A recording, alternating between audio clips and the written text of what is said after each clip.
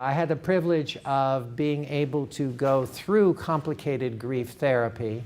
This is the story of why I thought I needed to and the experience from the client's perspective. So I know you guys are all in the field and you're trying to help people left and right. I'm hoping that my insights will help you understand better some of the dynamics that operate on the people that you are trying to help, okay? So let us begin. Flashback. Blame it on opera. A year or so ago, I was at home listening to an opera about love and lust. No, not Carmen, George Bizet's other opera, The Pearl Fishers. It has a beautiful tenor-baritone duet, and as the haunting cadences filtered in the room, I began to sense something that I had not felt in many, many years. Not just the sad pangs of my wife Margie being gone, those periodic stabs of pain that intrude as hurtful reminders of what has been lost through death, but the actual experience of her dying. When Margie was sick with pancreatic cancer, especially towards the end, I was overwhelmed with the thought of what was happening, that a horror was about to descend, and that I could not stop it. And now, once again, and even more overpowering, was my sense of the monumentalness of the loss, that everything in my life was dying. The jewel, the center, the apex of my life was slipping between my fingers. There was simply nothing greater than what I was losing in Margie's death. Note my use of present progressive tense. Dying, slipping, losing. This was not something happening in the past that I was reflecting upon. This was something right here in the present moment, something I was experiencing just as I had 7 years earlier. With that initial rush of unpleasant emotion came a second wave of dysphoria just as repulsive. Everything I had done since Margie's dying, everything that I had constructed as a new world, my day-to-day life returning to some semblance of normalcy, the house not collapsing around me, the children and the grandchildren whom Margie could never know, with whom I had to forge new bonds of relationship, all of this had been meaningless. There was no new life for me. All this post-hurricane reconstruction was just a sham. Like rearranging the deck chairs on the Titanic, the so-called rebuilding of my life had been a futile exercise that missed, indeed even conspired to hide, the central core reality of the iceberg that I had hit. Margie, my Margie, the most wonderful person in the world, Margie, had been murdered by cancer. How could I pretend that there was any other reality than that? I had been in and out of grief therapy for years, all of which was helpful. But when a young therapist whom I recently met asked me, "How are you doing, John?" I told her the story of my flashback, how intense it had been and how real it had felt. Margie's dying happening all over again, just then. My new friend then asked me if I'd ever heard of complicated grief therapy. I had not. That discussion led to a brief description of what CGT is and suggested leads for getting more information to search out what this therapeutic process entailed. I ended up communicating with one of the therapists who had worked on the original full-scale randomized clinical trial developed in connection with the Columbia University School of Social Work, the NIMH-sponsored trial that found that clinical complicated grief therapy was almost twice as effective as interpersonal talk therapy. Twice as effective. Now that seemed worth pursuing. Long story short, because I live in Washington, D.C., and the therapist I wanted to work with was up in New York City, I embarked upon a 16-session program of weekly visits up and down the Acela corridor to undergo this specialized treatment. My complicated grief specialist, Nancy, was forthright and easy to work with. The intake session was basically an assessment to ascertain whether I was experiencing complicated grief. I was. And to explain some of the parameters of how complicated grief differs from regular grief, which is also marked by features of acute unhappy feelings. An interesting point in that initial session was Nancy's use of the word depersonalization. My tendency to participate in family get-togethers and other social occasions as if I were observing them from afar, so to speak. I could understand them and identify them as happy events, but I was unable really to enter into the pleasure of them. An example had just occurred that spring when my daughter brought her 2 small girls to pick strawberries in my garden. It was as if I were watching a movie of John doing something happy. All the trappings of joyousness, minus actually feeling cheerful. Not a good thing, by the way. Another marker I exhibited was dysphoria, a generalized state of unease with everything, even and often especially in relation to pictures and memories of Margie. Going back in my mind to those happier days was not something that I liked to do, but rather almost fled from. The photo albums were ever unopened. All in all, it seemed a crazy notion to commit to a 16-week treatment program at the end of a 3+ hour train ride every Friday for 4 months. But that same day up, same day back protocol actually worked out pretty well, I think. I wasn't visiting New York. I was going up to New York to get therapy, and I needed that. I learned a lot about complicated grief therapy right from the start. The program developed out of a need to treat older adults who had not responded to traditional therapy for depression. At the theoretical root of this refractory problem of adjustment to loss lies the concept of attachment, that as human beings we are programmed to attach in loving relationships, first with our mothers, then more generally to our family, and eventually with others, friends, lovers, and humanity at large. When an object of our relations dies, that rupture creates a kind of chaos. We become detached from the other person in a very painful way, something akin to pulling off a bandage that had attached to a wound. Our attention is drawn to the rupture in an all-consuming way, and we are preoccupied with unhappy feelings and an intrusive yearning to have the attachment restored. This is called acute grief, and anyone who's ever loved another person who died has experienced this great sorrow. One of the first things I came to understand was the distinction between that experience of grief, which is unavoidable and common to all, and what I would later come to know as integrated grief.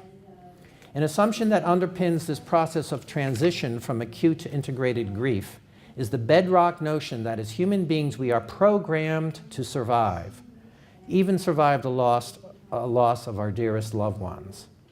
But that process of integration is not an easy path to know or follow, and sometimes complications can develop along the way. The analogy that best explains the notion of complication, I think, is Dr. Catherine Shear's example of having a broken leg. Even with the bone set, healing will not occur if an infection starts at the site. Such a medical problem is termed a complication, and it must be dealt with first before the leg will heal. So to put it simply, you might say that complicated grief results when we are unable to effectively integrate acute grief, as is the normal process of learning to live with loss. Because you are professionals in the field, let me take a moment to talk more pointedly about the concept of attachment, as it helps explain the source of the pain that we experience with death. My CGT began with a review of my experience and history of attachment, going back to my childhood and later my adult relationships, culminating in the attachment to my wife. It was a bit strange considering all this and rethinking how I was attached to various persons. I had not thought about my family and friends in quite such a psychological way. On a deeper level, attachment, as the theory goes, involves both conscious and subconscious dimension. Some memories are conscious, what I did with Margie, what I remember about us and our relationship, all of which helped form the basis of my attachment to her. But there are other memories, too, that might be termed preconscious, out of our awareness, but just as important. Over the lifetime of our marriage together, my brain had mapped out the ways that Margie being in my life that were not tagged to a particular event or activity, but rather her simply being with me, what it felt like to have and to hold Margie. In our loving relationships, we are constantly being conditioned without really being aware that it's happening, and so we gravitate naturally towards the object of our affections. Death terminates not just the conscious memories, oh, now we'll never again be able to, but also these pre-conscious memories of our being of our loved one as a positive and rewarding experience. This implicit learning, which informs the memories we take so much for granted, comes to us so second nature that we are hardly even conscious of what's going on. But when death occurs, the loss descends upon us so fast, too fast, for us to be able to figure all this out. We simply cannot relearn everything in the universe that quickly, and so we become overwhelmed. Not only are there a million practical things to relearn, including in my case, traumatic issues related to how to organize tablecloths and wash spreads in the laundromat, but there is also implicit learning to redo. How to feel confident again without the love and support of the person I had grown so accustomed to in my life. That is the wound of death in our lives. And it not only hurts, it confounds us mightily. Without giving away the story right away at this early point in the talk, let me just observe that the human tendency, my tendency, in the face of this painful predicament was to look away. The horror of Margie's dying was so crushing that as soon as I was able, I buried that memory, and with it, really, all of Margie as a person. No explicit or implicit memories were allowed. What was left for me was a residual and unfulfilled longing for what is termed the status quo ante, the way things used to be, replete with all the many little rituals that adorn the hope that Margie was not really dead, what Joan Didion so aptly describes as magical thinking. Or, as was in the case of the flashback I described at the beginning of the talk, this suppression would sometimes just fail, and painful feelings would burst forth unannounced and unwelcome, often when I least expected it. And so I decided to commit to the CGT program and started putting money in the pockets of Amtrak to make my weekly journeys to New York over a period of 4 months. I was flying blind, not really knowing what I was getting myself into. The therapy includes some challenging components, such as exposure-based treatment, imaginal revisualization of the death, and situational revisiting. I was to learn a lot more about each of these topics over the course of the next few weeks, both in therapy, in the sessions, and in the homework exercises that were assigned in between. The matter of guilt came up in my 6th session. Many people feel guilty after a loved one dies, sometimes with good reason, but oftentimes not. In my case, there were lingering questions about the lifestyle we had led in the years leading before Margie got sick, the rich foods, the infrequent use of alcohol we consumed. Did that play a part in allowing the disease to wreak havoc? More troubling was the fact that when Margie started to experience serious digestive problems some 4 to 5 months prior to her diagnosis, I had not taken pains to inquire much about what was happening or to go to any appointments with the doctor. As is sometimes the case with pancreatic cancer, Margie's long history of difficulty with digestion obscured the insidious forces that were at play. Ultimately, though, I was able to convince myself that even a healthier lifestyle or earlier detection of the disease would not in the long run have made much of a difference. Margie was fated to die of pancreatic cancer, as are 36,000 people each year in the United States. That caregiver self-blame, as Dr. Scheer likes to feature, is a feature of complicated grief in many cases. But in my instance, there were other issues involving accountability also at work here. At a deeper level, I felt guilty simply about the fact that Margie had died. I had not prevented the children from losing their mother in such an untimely fashion. It was crazy to think so. My therapist preferred the term irrational. But I could not shake the nagging feeling that I could have, should have done more, that it was my responsibility as a husband and father to have prevented this tragedy from occurring. In my therapy, I learned about the concept of a dialectic, two opposing notions that inform one another, often in a contrasting way. On the one hand, my wanting to save Margie was a good and positive and very human emotion. On the other hand, my belief that I could ultimately control events was not rational. I thought about these two opposing concepts and how they were at play. In fact, each day that week between sessions, I wrote out this dilemma in longhand. It was rather difficult to look at these two conflicting ideas simultaneously and to admit their inherent contradiction. But that's exactly what I was asked to do. Recognizing the dialectic at work in me was the first step in gaining some control over this conflict between heart and head, which was one of the factors complicating my grieving. Why was it that I felt so responsible for not being able to save Margie from cancer? How could I have bought into the idea that I could play God so completely? In figuring out an explanation to this irrational thinking, I again wrote out my answers on a daily basis, part of my homework for that next week. Since I had worked so assiduously to avert the disaster of Margie's dying and had put so much effort into the enterprise for over 3 years, I saw as perfectly understandable how I could have come to believe that I actually would control the final outcome. It was only by believing that I could stop the disease that I found the wherewithal and energy to try as hard as I did. Irrational thoughts can sometimes serve a useful purpose. One of the techniques of CGT is to get you to think aloud about contradictory feelings and notions that may not be consonant with one another, the dialectics. They can contribute to getting and being stuck in grieving. It became clear to me that my feeling guilty was really not so much in conflict with my human desire to keep Margie alive. It was just a different thing, a natural outcome of trying so hard to save her. This realization helped detach that particular complicating factor from continuing to undermine the integration of my grief. Seeing the positive aspect in what appears to be only negative was also to play a part in the visualizations of the moment of death that were to dominate the middle third of my CGT sessions. My therapist, Nancy, assured me that the purpose of these imaginal revisitings of when Margie died was not meant to be a form of torture. They just felt that way. I coined the term psychological root canal to express the painful dimension of this experience. In technical parlance, this kind of exposure-based treatment is often used with phobias and other problems of anxiety. So I was directed to sit and, with my eyes closed, relate the circumstances of those last moments when Margie was alive.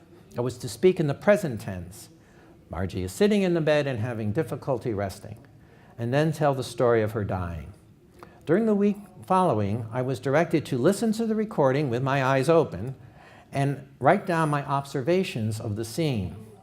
Those reflections became the basis of discussion at the next therapy session. After talking over those issues that were brought to the fore, I was then directed to do the same procedure again. That is, close my eyes and retell the story of Margie dying and listen to that recording during the following week, writing down my observations. I did that 4 times. 4 times. Not torture, right? Well, why do this, you might say? For one reason, we think more clearly as the level of emotional response is reduced. In especial, we can think more clearly about the death itself.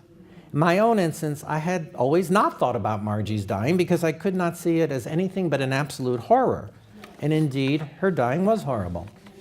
But by revisiting the moment of the passing of her in her death, in these narrations that I made, in listening to the recordings over and over as an observer, certain aspects of the scene came forward, features that I had averted and so failed to notice before. An analogy would be to an aged oil painting undergoing a thorough cleaning. Details not previously discerned could come to the surface, so to speak. These added features bore a kind of beauty despite the sadness of the situation. My children not knowing how to respond to seeing their mother dead, and my brother saying, "Tell her you love her." Lighting the candles above the bed that we never lit, in honor of the body that was lying there. The continual sound of the wind chimes, which blew almost that entire day and night outside the window.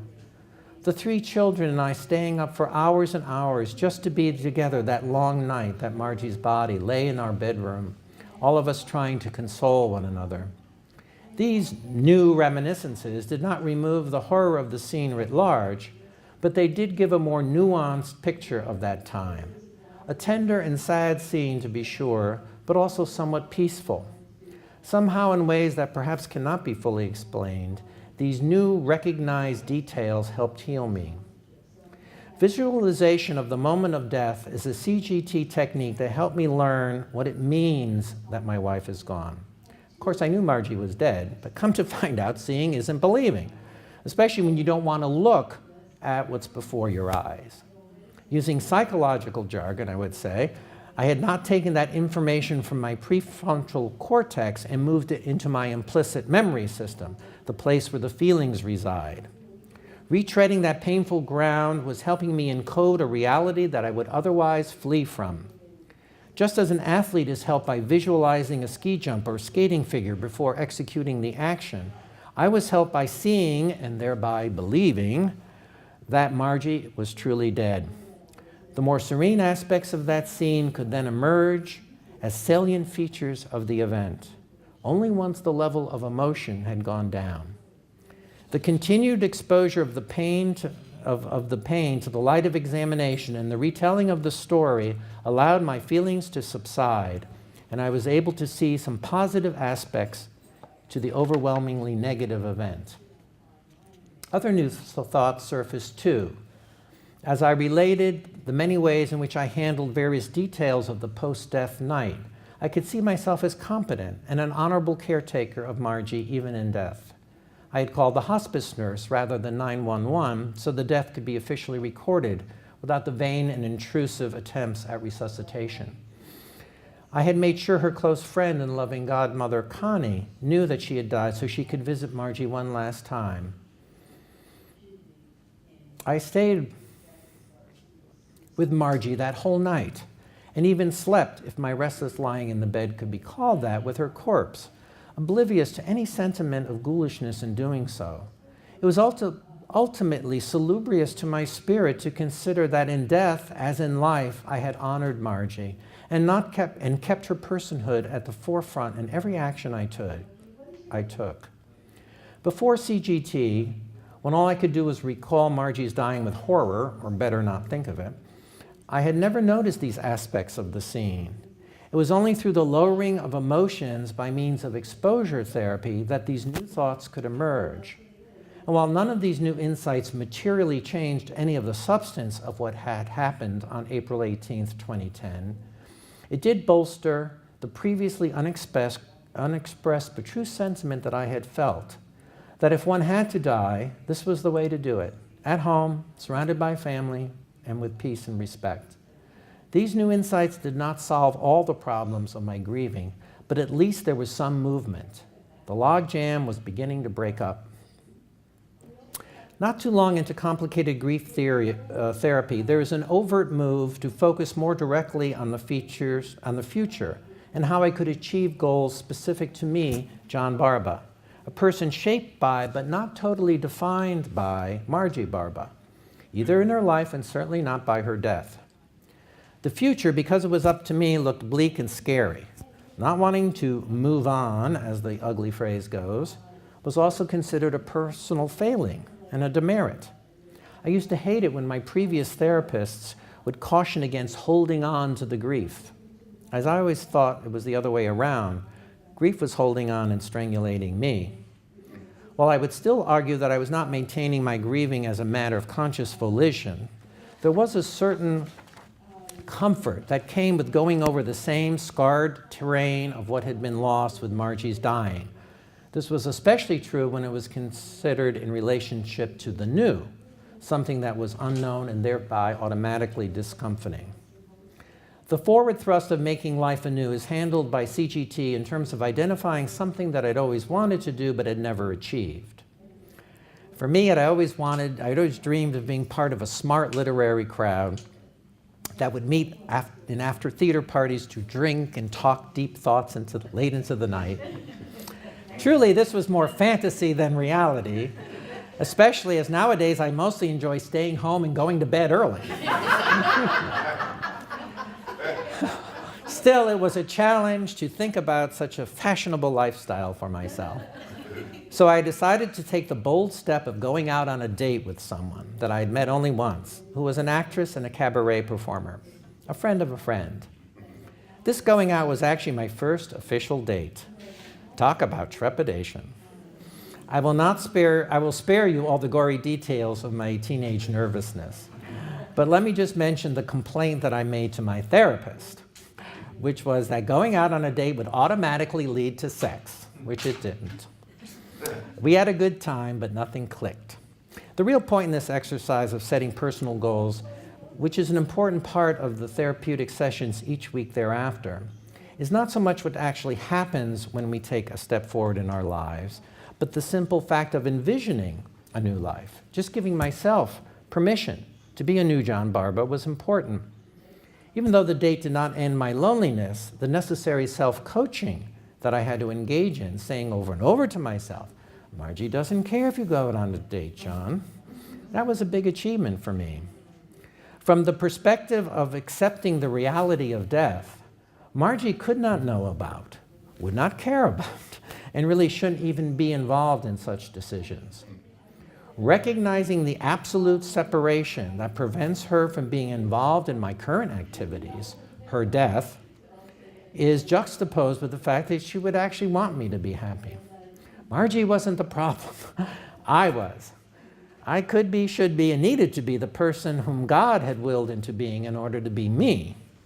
This was not only something Margie would want from me, it was also an existential imperative incumbent upon me that I could no longer allow to lie fallow. It was an important part of my psychological reintegration. A later exercise in the same vein involved another one of the goals I had identified for my life. Believe it or not, cleaning up the basement. Especially the gift wrapping area in one corner that had been the nexus of Margie's social outreach and profligate gift giving. Why I had neglected this area for over 7 years might admit of some speculation. But I think it had something to do with the fact that this was her area, the place where her character of marked generosity was most fully expressed.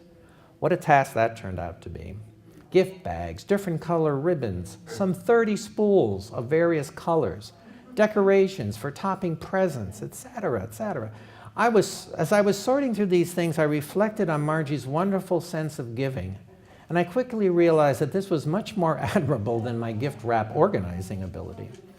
But what struck me in addition was that this acknowledgement of her specialness did not bring about the usual spasm of sorrow in me.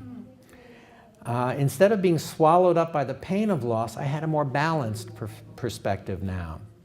Nancy's oft-repeated dictum to consider things dialectically, the good and the bad, helped smooth out my final estimation of what this all meant. I could think about what was represented by all these wrapping papers and bows and how it reflected admirably upon Margie. And while in some ways the gift wrapping area epitomized her absence, it also embodied one of her best features, another dialectic. Recognizing that fact brought her back to life, as it were. Margie was more present once I was able to balance out the picture, not less present. In the parlance of CGT, the memories were made present, but without all the heart tugs. Being in that space made me feel closer to Margie, and now the whole house could be mine, or ours. There didn't have to be any taboo areas that I would be afraid to enter. A review of my grief monitoring journal, something I kept every week during the therapy, showed some small improvements. There were other markers of healing too. I was more present at the visit of my grandchildren one weekend. Of course, I had to remind myself, anchor was the word Nancy liked to use, not to float above the scene, the depersonalization that I had admitted to earlier in the spring when we were picking those strawberries. That needed to be kept in check. Further, that same night at home turned out to be a wonderful experience of family intimacy. thrown together, and because I was cooking, fabulous Italian pasta dinner was followed by a stay up late night with my daughter and son-in-law watching food videos. What surprised me was how I could enjoy this time without ever averting to the loss of Margie. That reality, for once, did not even surface. Towards the latter part of the therapy, there was a kind of rebalancing with the deceased. First, looking at what I enjoyed in my relationship with Margie, what were some of our happy times, and second, later, cataloging some of the tensions that did exist in our earthly life together. Acknowledgement that there were unhappy times too. It is an exercise to see the loved one in a more complete framework, not just with a halo glowing over the memories from the misty past. While it is helpful to be balanced in our recollections, the balance in Margie's case, to my mind at least, was way out of whack. The worst things to recall were her messiness in the bathroom and some bad habits ordering the refrigerator. Against that was a litany of her many graces, kindnesses, and loving ways to me and so many others. Yes, people are not saints, but in Margie's case, the positive attributes certainly and really did outweigh her deficits. Still, it is helpful to remember these critiques, if only to realize that not all of my happiness came from Margie or would be forever dependent upon her. Right on cue, my therapist challenged me with an exercise to practice before the next session, to look at old photos of Margie and me and to go over and recall happy moments associated with the photos.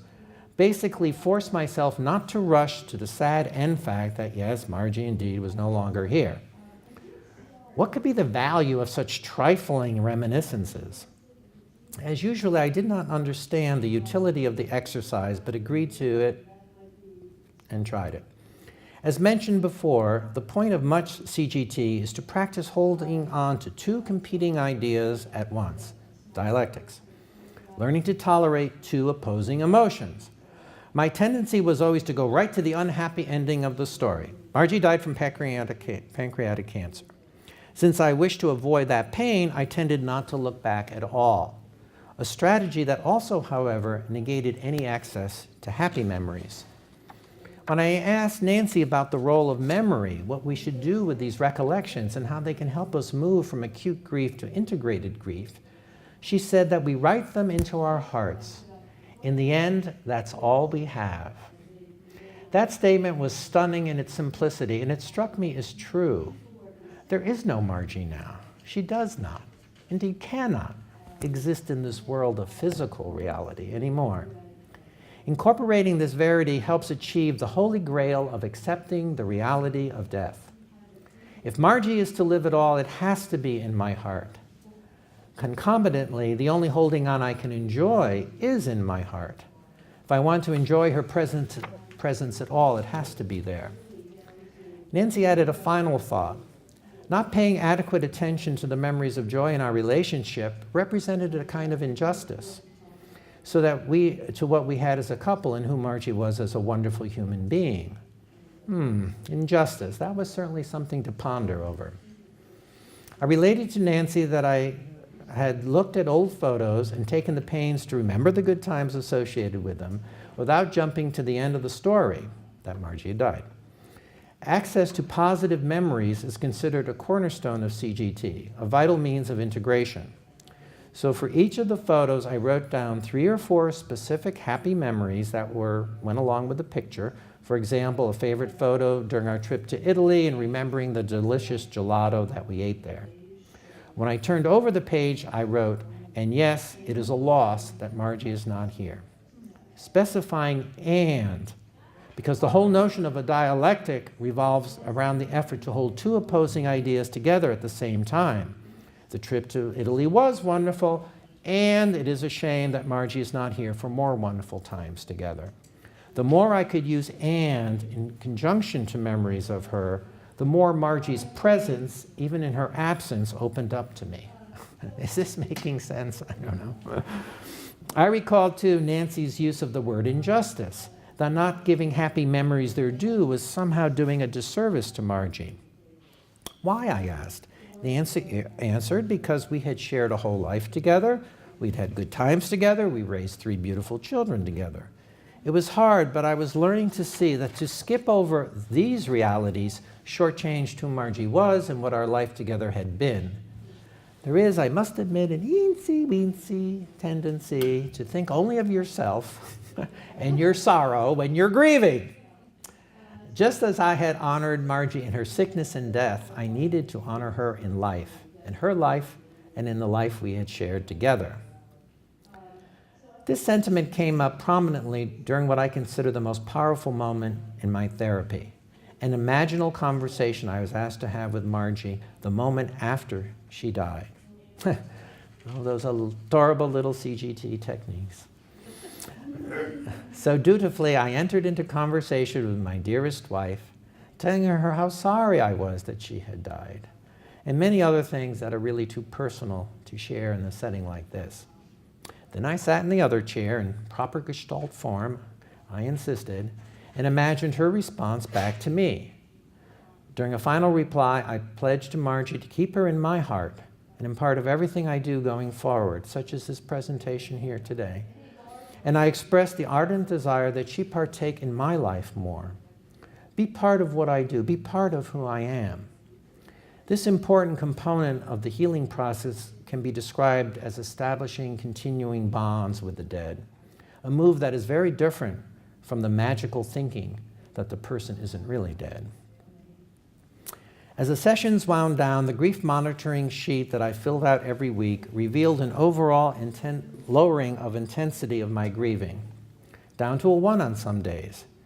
And, I told Nancy, even though an occasional unhappy thought could trigger or rise in my level of grief, the sharpness of the pain was much less, maybe a 7 rather than a 10. And the duration of the hurt feelings was much less, often lasting only a few moments now. All of this change in me was characterized by Nancy as allowing the grief to find its rightful place in my heart. This assertion goes back to a foundational paradigm of CGT. Grieving doesn't ever end, but it can find a point of homeostasis eventually, once the complications preventing its integration are exposed and dealt with. Without ongoing and torturous rumination about what could have been, would have been, should have been, I was finding myself set free to enjoy the world more and take pleasure in living again in the here and now. I would add that the lowering of my griefometer actually frees Margie up too. Instead of being defined only by her dying, I am now able to better appreciate the positive contributions produced by her living. The wonder of the shared life that we enjoyed for over 30 years, the good times we had together, the 3 beautiful children we produced. This renewal in me goes back to that concept of justice, giving Margie her due, what I mentioned earlier. A brief note on theology here, since I'm a Catholic, that God thing, if you will.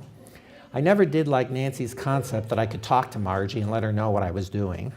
Such a one-way conversation seemed superfluous, considering the fact that she now existed outside of time. But when I think of Margie beyond this world, I do see her as with God, whatever that might mean. And I try to live my life with God in everything I do, particularly in the challenges inherent in moving forward in love and the regrets I experience when I fail to do so. In all of these struggles, I turn to God for help. Well, if Margie is with God, I can turn to her too. To me, she exists in God, not just as a past event of my life, but as an ongoing partner in my prayed struggle to live better going forward, right here, right now. As I pray to God, I pray with her in my heart. That is another continuing bond with Margie that I have fashioned, one that continues to be comforting. Allow me to relate one last anecdote which epitomizes, I think, the progress I made as a result of my complicated grief therapy. My daughter Jessica holds a special place in my soul. Not only my only daughter, herself the mother of 2 girls, who lost her mother to pancreatic cancer before she was even able to marry. When Jessica speaks, there are special tugs at the heart for me. Jessica had asked me to babysit her kids overnight one holiday weekend so she and her husband could get away for a little honeymoon. I was expecting them to return in the early afternoon. The following day, at 4 p.m., she texted me that they would be back at 5:30. They eventually got in at 6:30. I was not happy, and I led on to my feelings. The next day, I awoke with a little sourness of mood, related to the fact of my even being peeved at Jessica. She is, after all, my special girl. Later that morning, she wrote me a lovely thank you email, and I was able to write back to her, "Oh, you are a sweetie and a charmer, just like your mother." What is remarkable here is that I was able even to reference Margie. 6 months earlier, I would have never said that, as remembering or talking about Margie, even in her wonderfulness, was something I avoided, and quite deliberately so.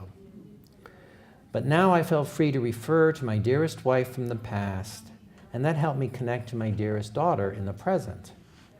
And how special it must have been for Jessica to be compared so favorably to her esteemed mother. It knocked my grief from a 6 that morning to a 0.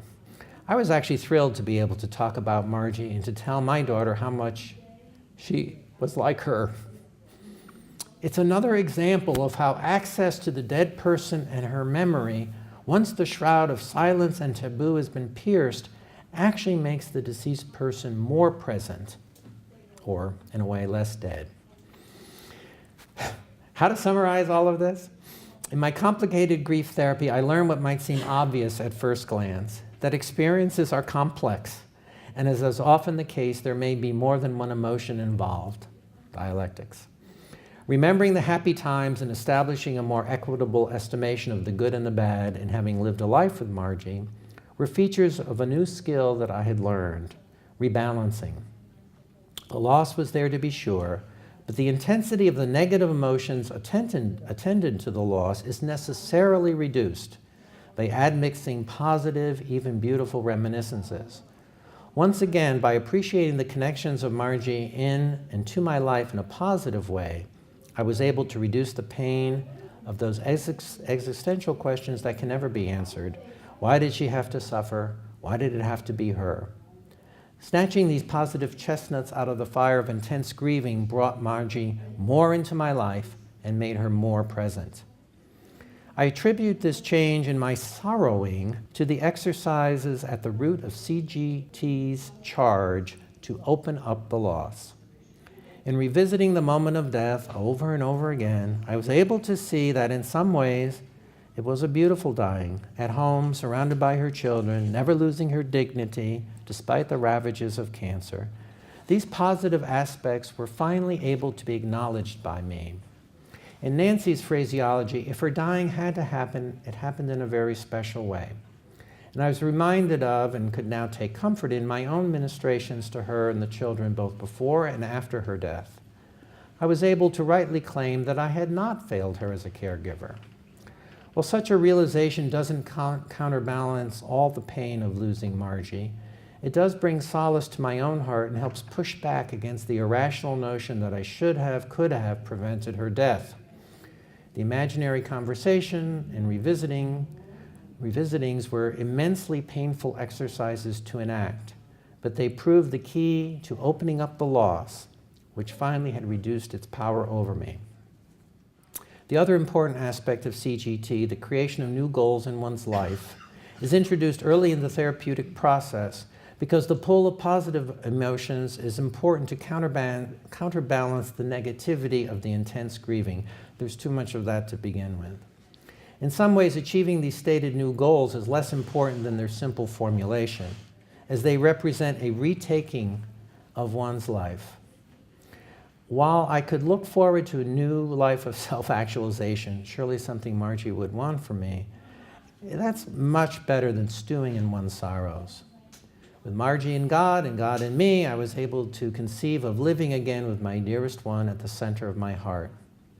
And most powerful for me was the imaginary conversation I had with Margie, conversing with her right at the moment after she died, hearing her talk to me, so to speak, in words of consolation for my suffering, and then my response back to her, that I would try to live honorably going forward in her memory and keep her alive in my heart. Many people, including several of my previous therapists, have projected many of these same sentiments to me in the past, but like the proverbial water off a duck's back, they did not penetrate my psyche. Realizing Nancy's wisdom that Margie lived in my heart. Indeed, that is the only place she could live now, and in my children's hearts too. Made her not dead and gone, but present, right here inside of me, where she belonged, my partner still in every move and feeling. Of all the wise things Nancy told me, her comment about writing Margie into my heart, because in the end, that's all we have, is perhaps the most profound. From a psychological perspective, death is the ultimate purveyor of what Piaget termed cognitive dissonance. The new realities occasioned by our loved ones dying do not fit our old schema and so cause extreme anxiety. What could be harder to incorporate than trying to understand how it is that someone, especially the most cherished human being in our life, simply no longer exists? And the consequences that flow from this absurd new reality, everything from how I get the spreads washed to who will comfort me when I am hurting, are so many and so confounding, no wonder people can't cope with death. In a rather wistful moment, my own daughter Jessica once observed the queer truth that in marriage you spend your whole life learning how to love and be closer to the other person, and then they die. Attachment ultimately ends in loss, and that is a painful reality we, who live, are fated to endure. I still consider myself a work in progress, learning each day what it is to journey in my life without Margie. I don't think one ever gets control of what hurts or what might stab you in the heart. Trauma leaves its dirty fingerprints everywhere, and no one is ever immune from sudden, painful pangs. But when these moments come now, I pause, I bite my lip, I shake my head in sadness and disbelief, and then the moment passes. I try to focus that not all of my happiness came from Margie or would ever be dependent upon her. All chimera, you say? Well, perhaps so. But whatever the mechanisms of change at play in CGT, I can say that it was something that worked for me, and as such, was the best investment in time and money that I have made since my dearest wife died. So to my therapist, Nancy, and to Dr. Scheer, who designed the program, and to my wife, Margelle, who is with me every step of the way and is here today, I say a profound and heartfelt thank you.